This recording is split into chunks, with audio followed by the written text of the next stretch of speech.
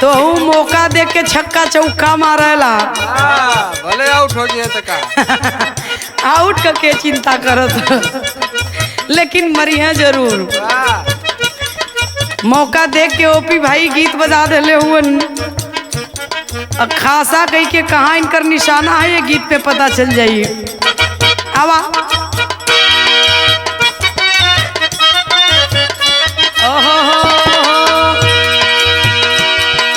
गाँव टोला कस्बा हिलवलु गली गली।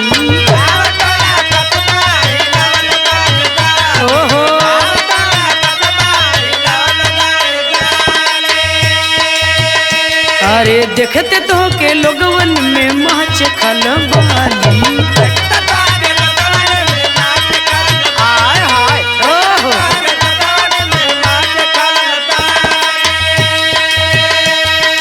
गाँव टोला कस्बा हिलवलु गली गली।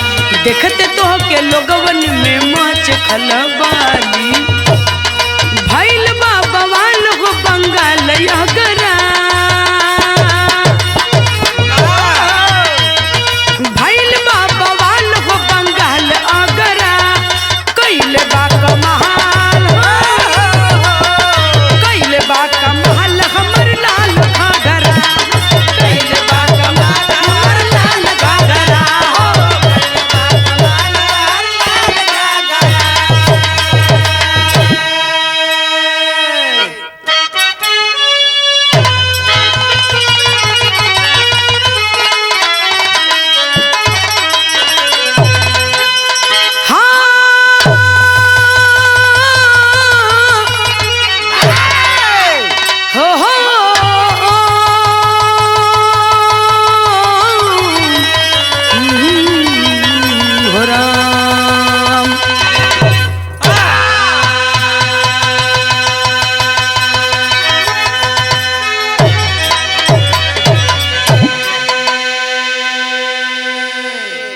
गौर करेंगे बाबूजी, हम गायिका नीतू राज अपने साथियों की आवाज में बिरहा आप लोगों के बीच में भेजत बानी ओपी म्यूजिक के माध्यम से। बड़ी ही एक ऐसी कहानी, अनसुलझी सी कहानी, जिस कहानी को सुनने के बाद रोंगटे खड़े हो जाएंगे। जिस बिरहे का शीर्षक कवि जी की कलम ने लिखा, बहन के कोठे पर अपना ही पहुंचा भाई। कांड कहाँ कहा, बेंगलोर से ही कहानी शुरू हुई और मेरठ तक पहुंची। अपने ही बहन के कोठे पर जा पहुंचा अपना ही भाई। कहानी कैसन है ये बिरहा के आप लोग जब पूरा सुनिए तो आप लोगन के एकदम विस्तार से पता चल जाई। और इतना ही नहीं बाबूजी, इस दुनिया में आए दिन रोज मंच के माध्यम से हम आपको बताते हैं कुछ भी हो सकता है किसी के साथ। कोई सुरक्षित नहीं है। बेटियां तो अपने घर में ही सुरक्षित नहीं है, हम बाहर की क्या बात करें। आए दिन कुछ ना कुछ घटनाएं देखने को सुनने को मिलती हैं। बड़ी ही दर्दनाक एक कहानी मिली है, जिस कहानी को कवि जी ने बिरहे का रूप दिया। 4 लाइन भूमिका में भाव गए। इंसान तो इंसान है, लेकिन इंसान को इंसान कहने में भी शर्म आ रही है। इंसान से अच्छे तो वो जानवर है। क्या लिखे कवि जी मास्टर?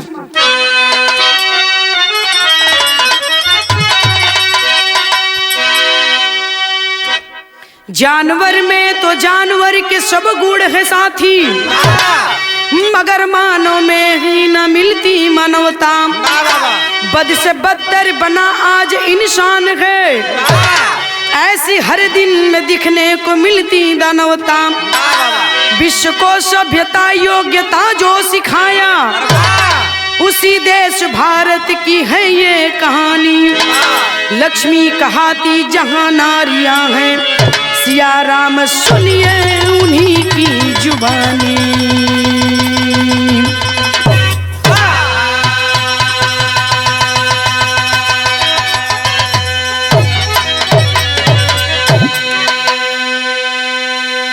जिस हिंदुस्तान को विश्व गुरु कहा जाता है बाबूजी, जिस हिंदुस्तान की धरती पर नारी को देवी की तरह पूजा जाता है, लक्ष्मी, दुर्गा, शक्ति कहा जाता है। जहां नारियों को लक्ष्मीबाई का दर्जा दिया जाता है, वही नारियों को कुछ और भी दर्जा दिया जाता है बाबूजी।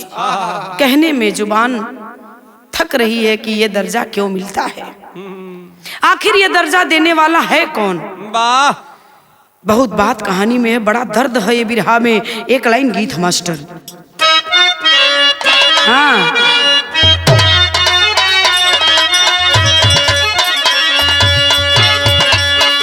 मुझे कोई मिल गया था, मुझे कोई मिल गया था, सारे राह चलते चलते, सारे राह चलते चलते, सारे राह चलते चलते, मुझे कोई मिल गया था, मुझे कोई मिल गया था, सारे राह चलते चलते, सारे राह चलते। लेकिन बिरहा में कहना है बाबूजी का, सुनिए सुना रही हूँ, सुनिए सुना रही हूँ, दस्तान ऐसे ऐसे, दस्तान ऐसे ऐसे,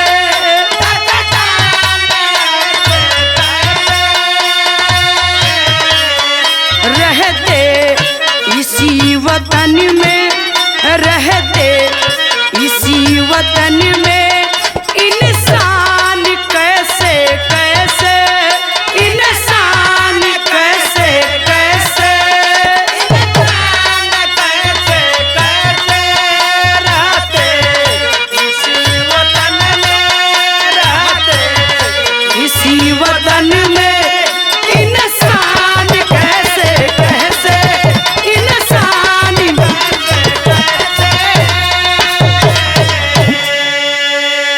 सुनिए सुना रही हूँ, दस्तान कैसे कैसे, रहते इसी वतन में, इंसान ऐसे ऐसे।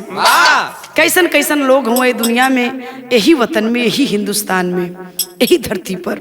कहानी शुरू हो गई मास्टर, कहाँ का कैसन आवा।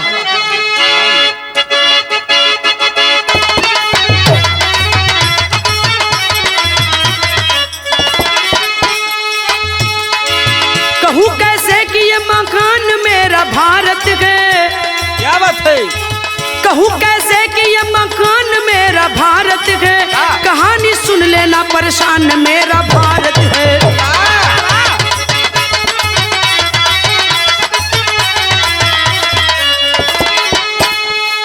यहाँ की नारियां, यहाँ की नारियां हर दिन सताई जाती है, कहीं जल जाती तो कहीं जलाई जाती है।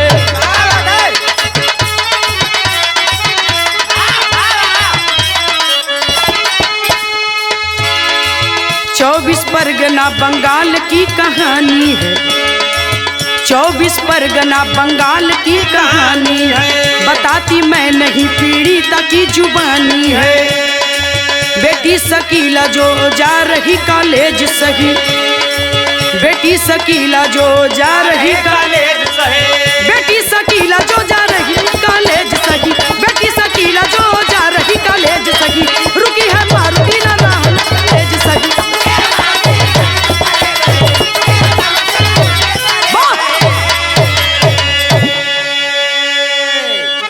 मेरा भारत महान है, बड़े गर्व से हम कहते हैं, सीना ठोक के कहते हैं कि हम उस देश के वासी हैं जिस देश में गंगा बहती है। हम उस देश की नारी है जहां नारियों की पूजा होती है, तमाम बातें आती है बाबूजी।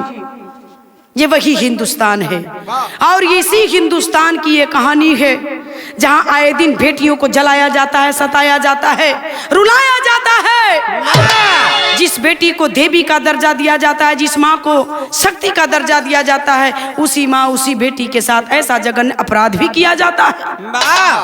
आप लोग कहेंगे कि नीतू राज कहीं ज्यादा तो नहीं बोल रही है, लेकिन कहानी बताएगी कि हम ज्यादा नहीं, हम अभी बहुत कम बोल रहे हैं। वाह वाह। गौर करेंगे, बंगाल, पश्चिम बंगाल के 24 परगना जिला की ये कहानी है।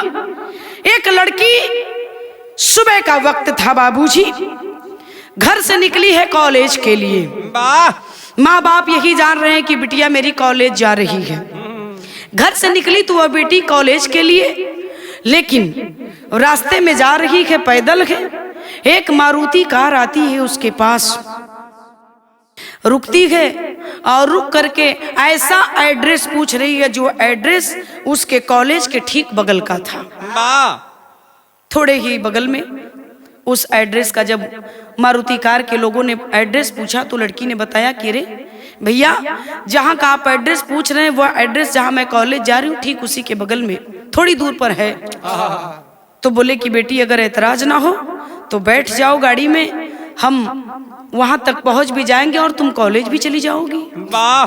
बिटिया ना सोची ना समझी उस गाड़ी में, मारुति कार में बैठ जाती है। जब मारुति कार में बैठ गई है बाबू, लेकर कार चलल बा वो लड़की के कॉलेज की ओर। बिरहा में बड़ा नया नया गीत एक लाइन लगल मास्टर कवन।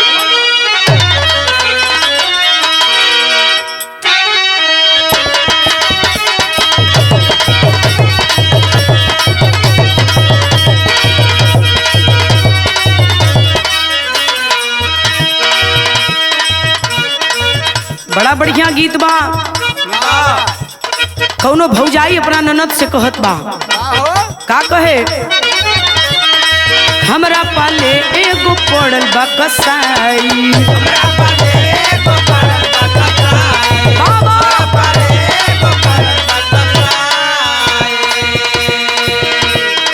उ केहू दूसर नहीं हमें तोर भाई।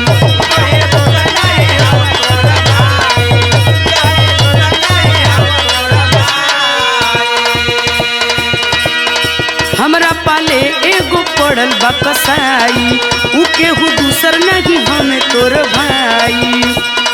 राते से उठत दर्दिया है रे, राते से उठत दर्दिया है रे, ननदिया है रे, ननदिया रे, छाप दे कमर पे हरदिया रे।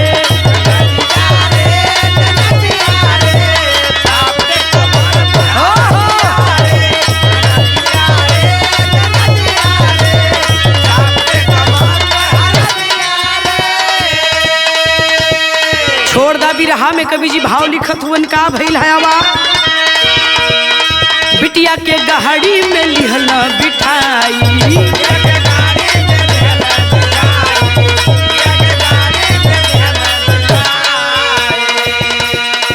नशा के गोली हो दिहल खियाई,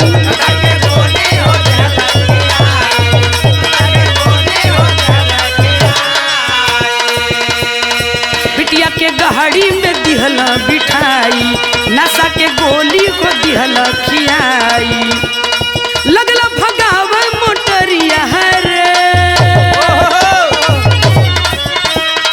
लगल भगाव मोटरिया है रे, सहरिया रे, सगरिया रे, आ गइल मेरठ सगरिया रे, आ गइल मेरठ।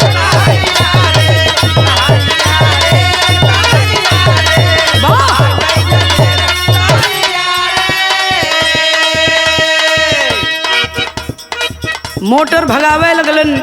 अब वही में कौन ऐसन सामान, ऐसन खाए वाला चीज ओके खियौलन जौना में नशा का गोली है, खाए के तो खा ले ले बा बिटिया सकीला।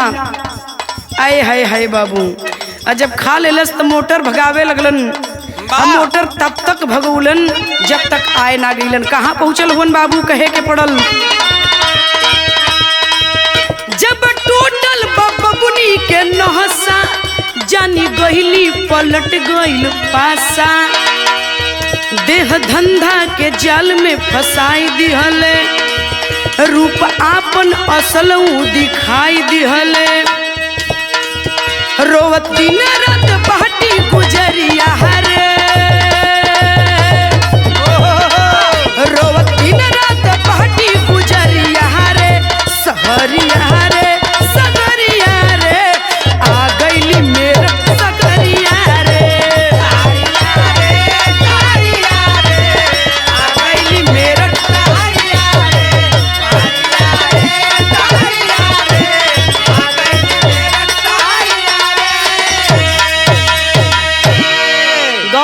बाबूजी नशीला पदार्थ खिया दिले हुए नशा में हो गई हो के कुछ पता ना। गाड़ी भागल भागल आ गई है कहाँ, मेरठ शहर। जब मेरठ शहर में गाड़ी आई है तो ओकर जब नींद नशा दोनों टूटल तो अपने आप के कहाँ पौलेस, कोठा पर। वाह। अपने आप के कोठा पर पौले है बाबूजी, रोवत बा। और जब रोवे लगल तो अगल बगल देखत हिए तो कौनो ऐसन तैसन मेहरारू ना, कोठे का मालकिन खड़ी है। बिरहा में गीत बदल गई मास्टर।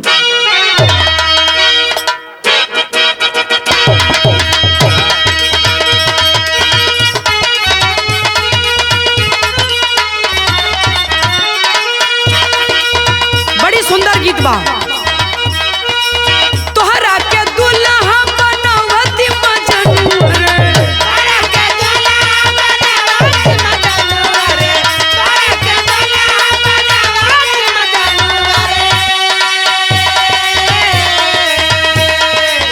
तोहरा के दुल्हा बनावती मजनू रे, रहता जो जतिया घ महारा ए जानू,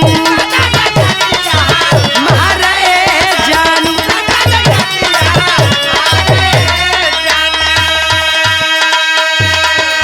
लेकिन बिरहा में कवि जी भाव लिखत हुन भइल का मास्टर, रोवे सकीला जिला मेरठ की सगरिया हो,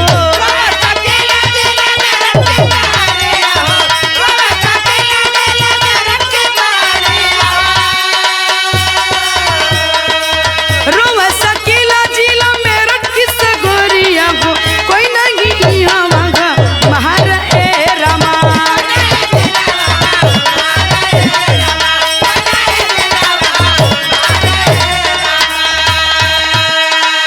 रो रही है सकीला कोठे पर, मैं कहाँ हूँ? कोठे की मालकिन ने कहा तू कहाँ गए, तुझे पता नहीं है, तू इस वक्त कोठे पर है और मैं कोठे की मालकिन हूँ। क्या नाम है तेरा? कलश की शकीला नाम है मेरा। हुआ क्या मास्टर? देह धंधा में बीतल लगली उमरिया,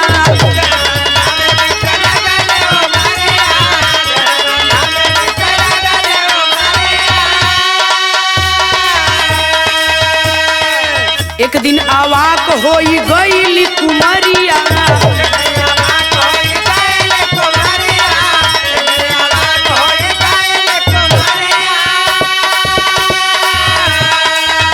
देह धंधा में कलश की 2 दिन 4 दिन कब तक ना करबू, लेकिन एक ना एक दिन यह धंधा तुझे करना ही पड़ेगा। आने का रास्ता तो है लेकिन यहाँ से जाने का कोई रास्ता नहीं है। रो रही है शकीला धीरे धीरे। 4-6 दिन 10 दिन 15 दिन का दिन बीतल है।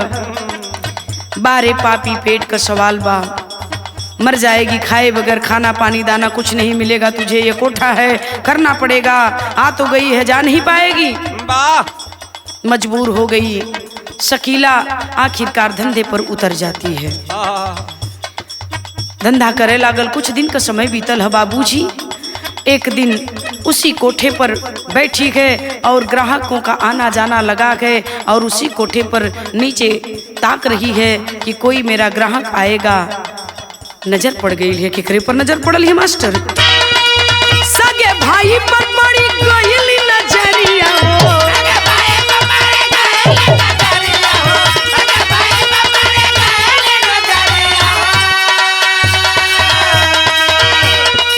सगे भाई पर पड़ी गई नजरिया हो। अइहा कहीं हवा बजहरा ए रामा,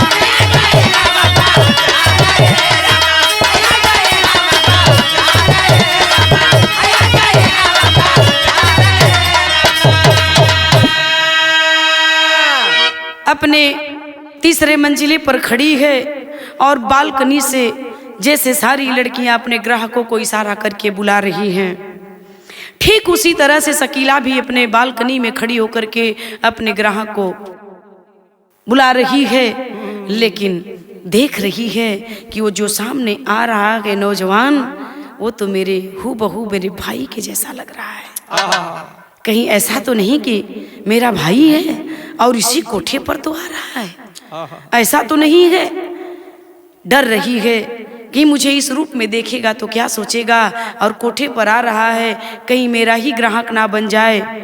सारी तमाम सवाल उसके कलेजे में उत्पन्न हो रहा है।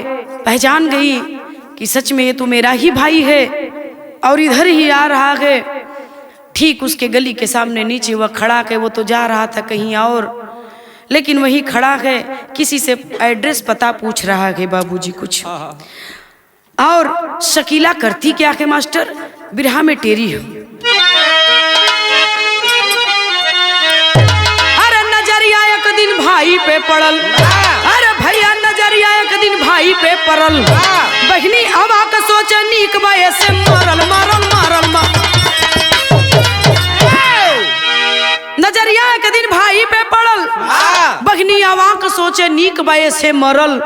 नजरिया एक दिन भाई पर पड़ल, सोचा लगल कि कोठा पर आ जाई, आ कहीं ऐसा तना मालकी ने कि हमरे ग्राहक बना दे। इससे अच्छा है कि मैं मर जाऊं, मेरी मौत हो जाए, लेकिन भाई से आमना सामना हो जाए इस कोठे पर वो मंजूर नहीं है। कैलेश का मास्टर चौकड़ा में भाव हो।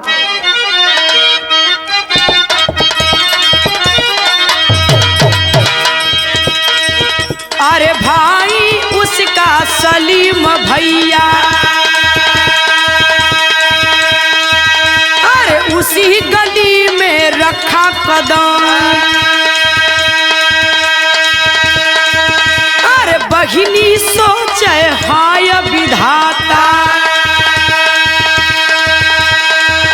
अरे कहाँ लिखल बा मोर करम, अरे लहागत बायब बची है नहीं,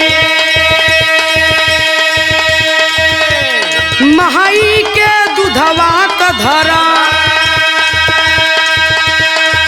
अरे लेटर लिख के फेंक दिया है, लेटर लिख के फेंक दिया है, आवा रात के जो अब हम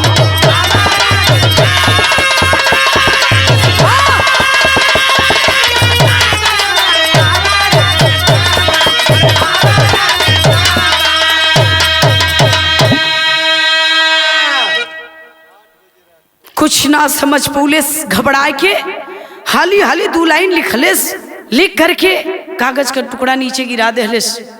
कलश की अभी नहीं, 8 बजे रात को इस कोठे पर आ जाना, तुमसे जरूरी बात करना है, अभी मत आना। इतना कह के चिट्ठिया नीचवा गिरा देले। भाई तो अपने धंधा पे जात है, अपने काम से जात है, लेकिन वो कागज का टुकड़वा उठा ले है। उठा के जब बतिया के पढ़ले है, लिखल है कि 8 बजे रात का एक कोठवा पर आ जिया तो उसे बहुत जरूरी काम है, कुछ बात करे के है। काम गहाँ जात रहल, जो काम से बहुत बड़ा सोना चांदी का कारोबारी रहलन। वो नहीं सेठ किहन ये सलीम काम करता था बाबूजी, और उसी काम धंधे से वह उस सराफा बाजार में पहुंचा था। उसी गली में किसी का ऑर्डर देने के लिए गया था बाबूजी, और जब उस चिट्ठी को पाया है तो समय तो इसके पास पर्याप्त है, लेकिन 8 बजे रात को बुलाई है और मेरे पास अभी समय बहुत पर्याप्त है। बोला कि सेठ जी मेरा कुछ काम है 8 बजे और मैं करके तब जाऊंगा, अभी 1-2 घंटे में ही रुकता हूँ। कलन कोई बात नहीं बेटा, आराम कर लो, खाना वाना खा लो, जब तुम्हारा काम हो जाएगा तो तुम जाना। खाना ना खा के वही सेठ जी के आराम करत हुन। जब ठीक 8 बजल है बाबूजी, तब निकल हुन। बिरहा में गीत बदल गई मास्टर का।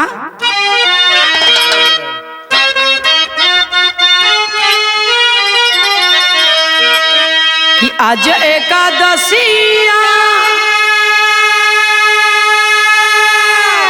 आज एकादशिया, अरे बिहान दुआदशिया तेरसिया, आई है हमारो सजनावा तेरसिया के नाम।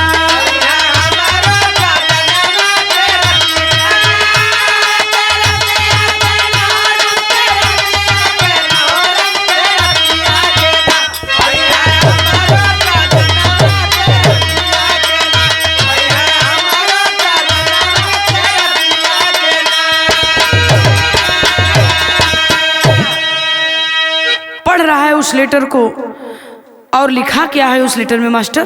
कहना है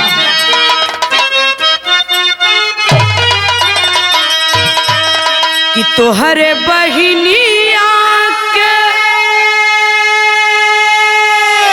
कि तोहरे बहिनिया के अरे बीरथा जीवनिया सुनाए बीराना, काल भैली जवनिया सुनाए बीराना।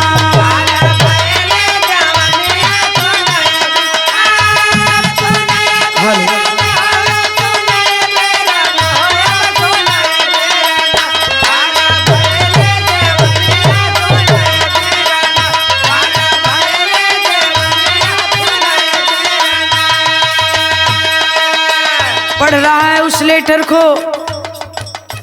कि मुझे भाई बता रही है, अपना नाम नीचे लिखी है शकीला, और शकीला तो मेरे घर कोई नहीं है। ए बाबू लिख ले बा, का लिख ले बा?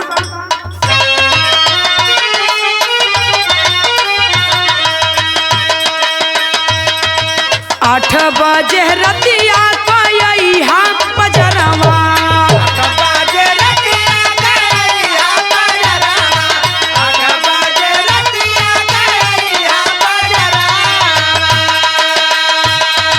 कही हा शकीला का हम सुनब मोजरवा,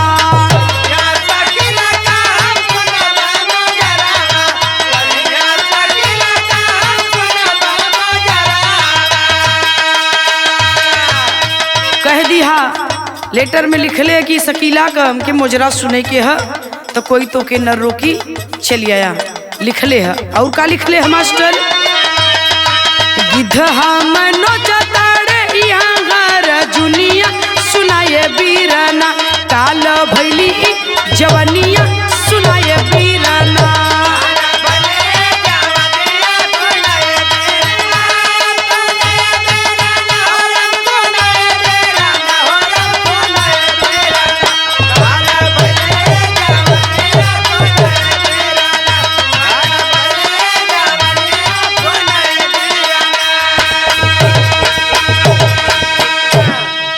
लिखले है कि 8 बजे रात के चलिए यहाँ एक कोठा पर शकीला का मुजरा सुने के यह मालकिन से कह दिया हमसे भेंट हो जाई।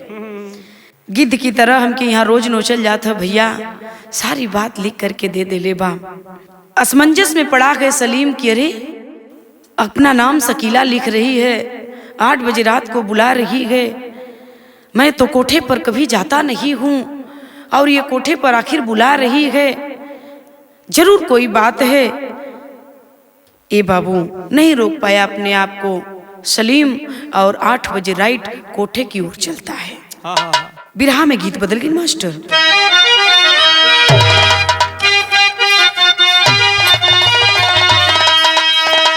अरे रोई मर बोये राजा, अरे डूबी मर बोये राजा, जई बाजो पूर्व के देशवा,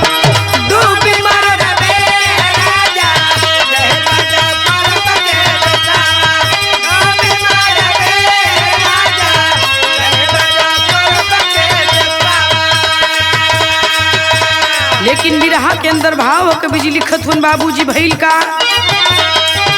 पढ़त सलीम जानी, पढ़त सलीम जानी गइला विपतिया के, पढ़त सलीम जानी गइला विपतिया के, बाबा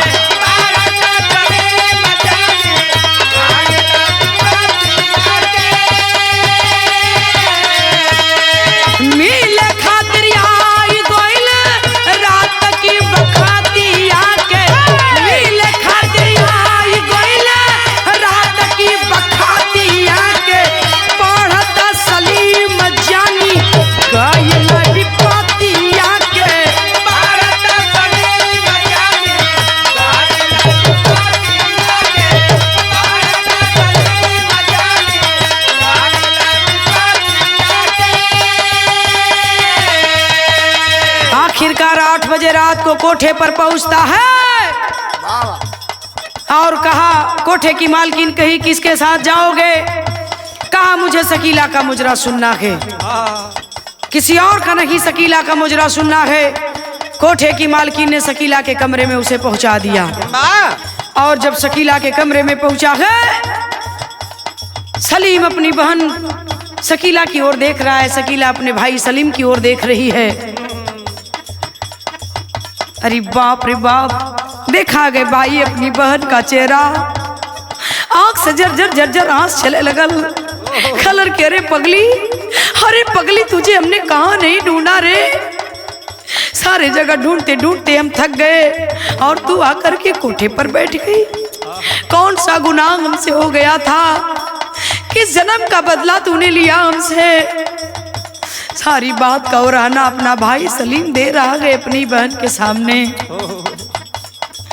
बोल पड़ी, अपने भाई का पैर पकड़ करके रो रही है और रो के शकीला अपने भाई के सामने कलिन की भैया तो हर बात अगर पूरी हो गई हो तो ये बहन तुझसे कुछ कहल चाहता, कहने के लिए बचा क्या है शकीला, क्या कहना चाहती है? बोल। बोल पड़ी शकीला, का कहली?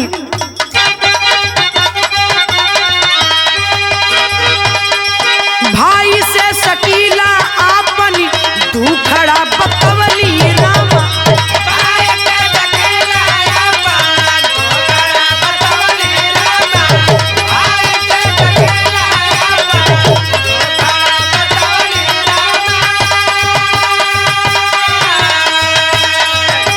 सारा दुखड़ा अपना बताती है कि भैया हम तो जब घर से निकली कॉलेज खातिर भैया एक मारुति कार आके मेरे बगल में रुक जाती है, एड्रेस पूछती है ठीक मेरे कॉलेज के बगल का।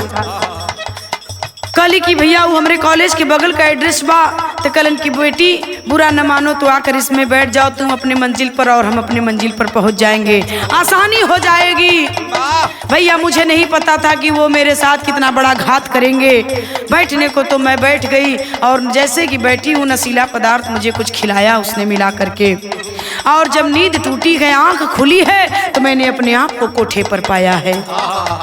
भैया मेरा कोई दोस्त नहीं है, रो रो करके सारी बात बतावत बा। एक कोठा पर गिद्ध की तरह हमके नोचल जाता भैया, हमके ले चला भैया, हम यहाँ ना रहल चाहती। एक भाई बहन दोनों लिपट करके रो रहे हैं, सारी बात का आदान प्रदान हो रहा है। तब तक हुआ क्या मास्टर, शाम का भइल तब से हेली एक आईली हो, शाम का भइल तब से हेली एक आईली हो, शाम का भइल तब से हेली एक आईली हो। रोवे दोनों हाथ जोड़ी कहे लगली बातिया के, रोवे दोनों हाथ जोड़ी कहे लगली बातिया के, पढ़ता सलीम जानी कोयला की बातिया के, पढ़ता सलीम जानी कोयला की बातिया के, पढ़ता सलीम जानी कोयला की बातिया के। तब तक भाई बहन की बात हो ही रही थी, तब तक उसी कोठे पर की एक दूसरी लड़की उसे कुछ शंका होता के आती है कमरे में, और जब कमरे में आती है तो देखती है कि कोठे पर लोग आते हैं, किस रूप में रहते हैं, और ये तो पूरे बदन में कपड़ा पहनी है और बड़े शिष्टाचार के साथ बैठ करके बात कर रही है। इसका मतलब कुछ बात दूसरा है, उसे शक हो जाती है, पूछ बैठती है। बोल पड़ी शकीला की बहन तुम शंका मत करो, ये जो कोठे पर आया है ये कोई बेगाना नहीं, मेरा अपना सगा भाई है, ये मेरा अपना ही सगा भाई है, और मैं अपने दुख को अपने भाई से बयां कर रही हूँ। या तो मुझे यहाँ से ले जाएगा या तो मेरी लाश जाएगी। अरे बाप रे बाप। बोली कि आखिर तुम इस कोठे पर कैसे पहुंची? तो कह रही है कि मैं इस कोठे पर जबरन लाई गई हूँ, मुझे अगवा किया गया, मैं तो इस कॉलेज जा रही थी और मुझे अगवा करके इन लोगों ने धोखे से इस कोठे पर लाकर पहुंचा दिया। सारी बात को सखी दूसरी कोठे की वो लड़की वो भी जान जाती है बाबूजी। और जब जान गई तो आपन आप भी थी। अब बतावे शुरू कैलस, बोल पड़ी शकीला कि तू जाएगी तो मालकिन से बता देगी और मालकिन जान से मार देगी मुझे, मेरे भाई को। कलश की डर मत, मैं कोठे की मालकिन से एक भी बात नहीं बताऊंगी। ठीक तेरे जैसी ही कहानी मेरी भी है। जानती है मैं कौन हूँ, कहाँ की रहने वाली हूँ, क्या हुआ मेरे साथ, सुन मेरी बात। अब शकीला के और सलीम के सामने कोठे की ही वह दूसरी लड़की अपनी बात बता रही है, अपनी आप बीती बता रही है कि मैं कोठे पर कैसे पहुंची हूँ।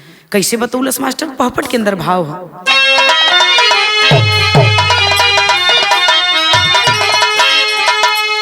तो रोके बाला बोल पड़ी, देखी छनवा भैया ना कहबे, तब बहिनी साथे बचाल हमरो जनवा भैया ना कहबे।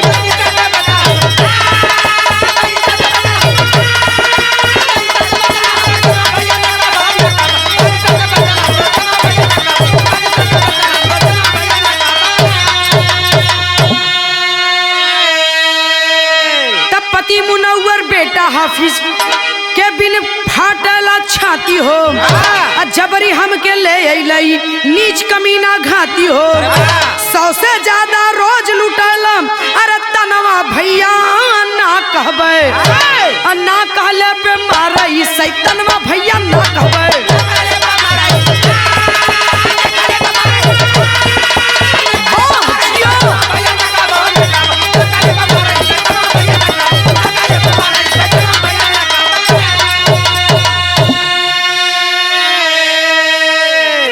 तो कुंवारी है, तेरी शादी अभी नहीं हुई है रे सखी, लेकिन जानती है मेरी कहानी क्या है। मेरी शादी हुई है, मुनव्वर मेरा पति है, एक हाफिज नाम का मेरा बेटा है और बांग्लादेश की रहने वाली हूं मैं। ठीक ऐसे ही कार लेकर गए थे सब और मुझे कार में बैठा करके जैसे तुझे नशीला पदार्थ खिला करके कोठे पर लाए हैं, उसी तरह से मुझे भी कोठे पर मेरा छोटा सा बच्चा मुझे याद करके कितना रोता होगा। मेरे पति से ज्यादा मुझे मेरे बच्चे की याद आती है। और इतना ही नहीं, कभी 80, कभी 85, कभी 90, कभी 100 हो जाया करते हैं। इस तरह से लोग मेरे बदन को आए दिन नोचा करते हैं।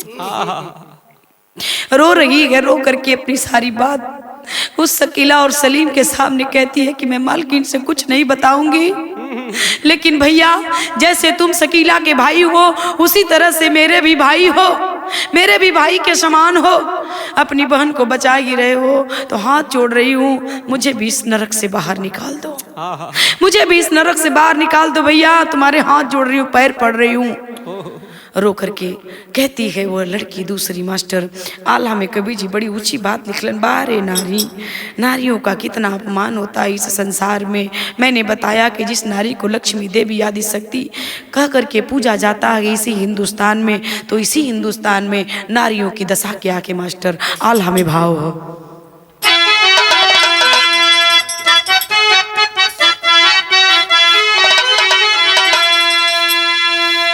अरे नारी का जन्म, अरे नारी का जन्म पहाड़ दुनिया में भैया,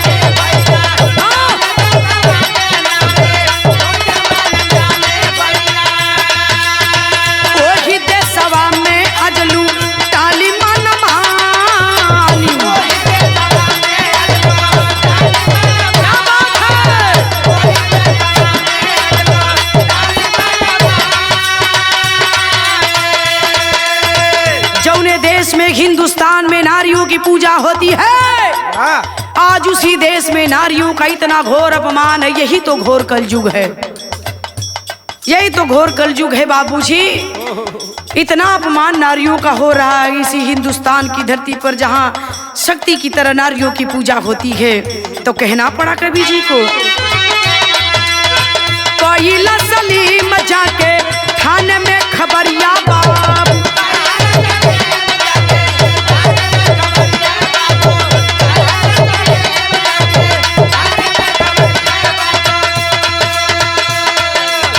ऐसे चोर रश्मि जी हो लिहानी संज्ञानी,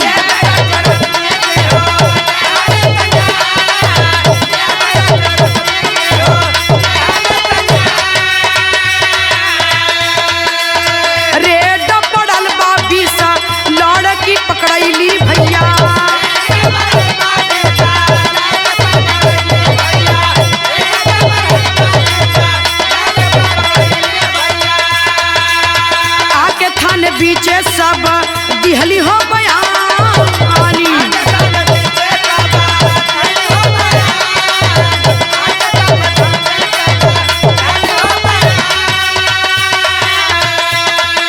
जा करके सलीम थाने में खबर देता है बाबूजी। वहां के एसएचओ रश्मि जी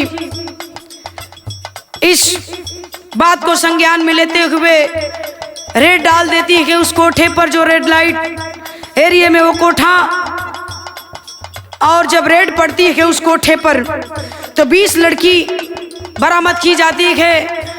जितनी लड़कियां थी सारी जबरदस्ती कोठे पे ढकेली गई थी।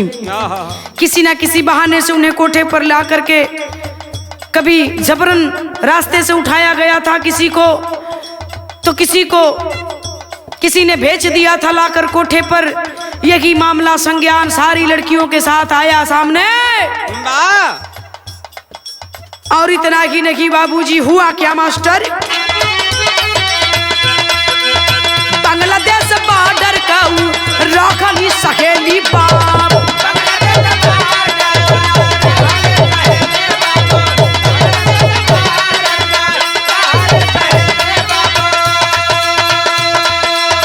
पति बेटा खातिर जवनी रहली परेशानी,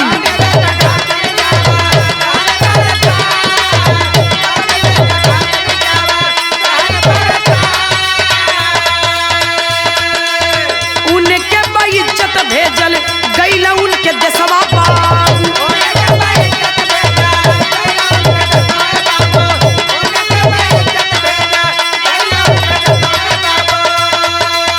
शासन प्रशासन सब दिहल बाटे।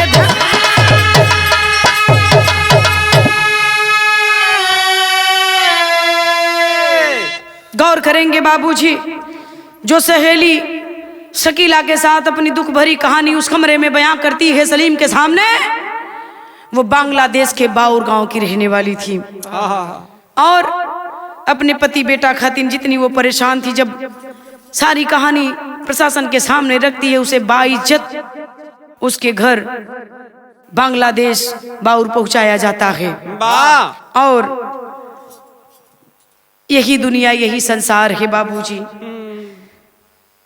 जिस नारी को जगत जननी का दर्जा दिया जाता है, जो इस दुनिया में आया है, एक नारी के गर्भ से जन्म लेकर आया है, और उसी नारी का इतना बड़ा उपहास यही दुनिया करती है। उसकी सहेली को तो पहुंचा दिया गया बांग्लादेश बाउर, जहां उसका पति उसका बेटा इंतजार कर रहा था। बाइज्जत उसके घर प्रशासन के लोगों ने पहुंचाया। धन्यवाद है प्रशासन के लोगों को। और बात आती है जब शकीला के जाने की, कहा कि चल बहन, तुझे अब अपने घर चलना है, ले चलता हूँ। माँ बड़ी परेशान है, तेरे लिए रो पड़ी है।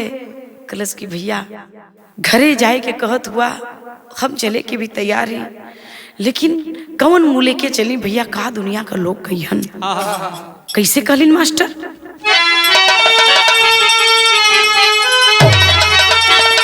कहली भैया सलीम से, कहली भैया सलीम से, अरे बहिनिया वही कैसे चली हम भवनवा जमाना का कही।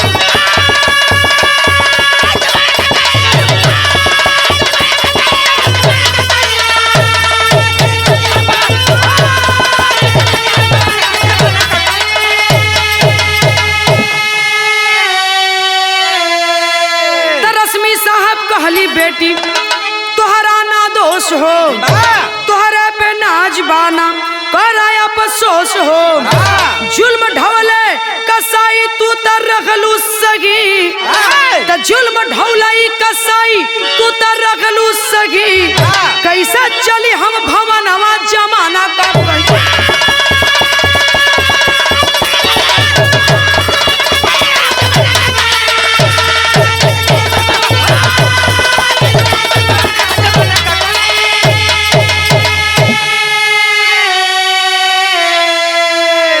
रश्मि साहब SHO साहब जो हैं समझा रही है कि बिटिया इसमें तुम्हारा कोई कसूर नहीं है।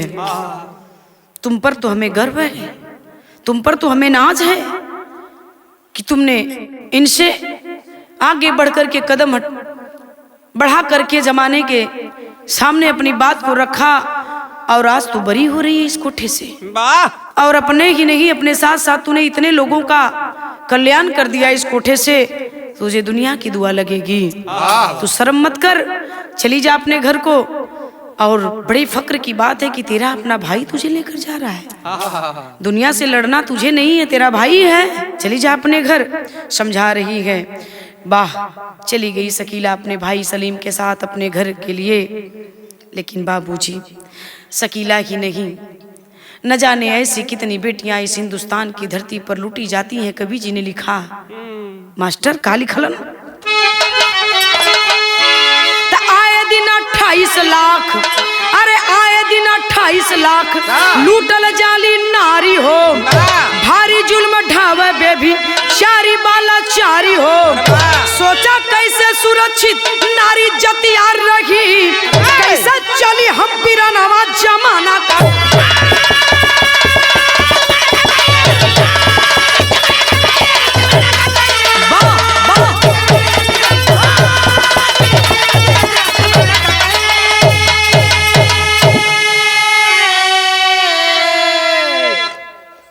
SHO रश्मि साहिबा समझा रही हैं कि तुम ही नहीं हो अकेले इस दलदल में।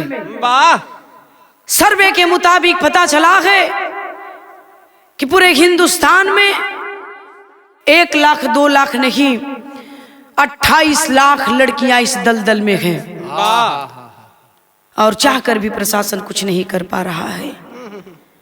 समझा रही हैं SHO साहिबा और चली जाती है अपने भाई के साथ वह शकीला अपने घर को। तो बाबूजी 1-2 लाख नहीं 28 लाख लड़कियां इस दलदल में आज भी फंसी हैं। क्या कहा जाए इस जमाने को, किसका दोष है, किसको निर्दोष कहा जाए, ये बात समझ में नहीं आती है। ऐसी घटनाएं आए दिन देखने को मिल रही हैं बाबूजी। तो कहानी यही खत्म होती है खानदान का परिचय। गुरु बिहारी गुरु रमन ऐसे भी नीच वतन में, श्यामा सीताराम भरत जी विश्वनाथ के मन में। नजरिया एक दिन भाई पे परल, नीतू सिया राम नारी का करक कदरिया। नजरिया एक दिन भाई पे परल।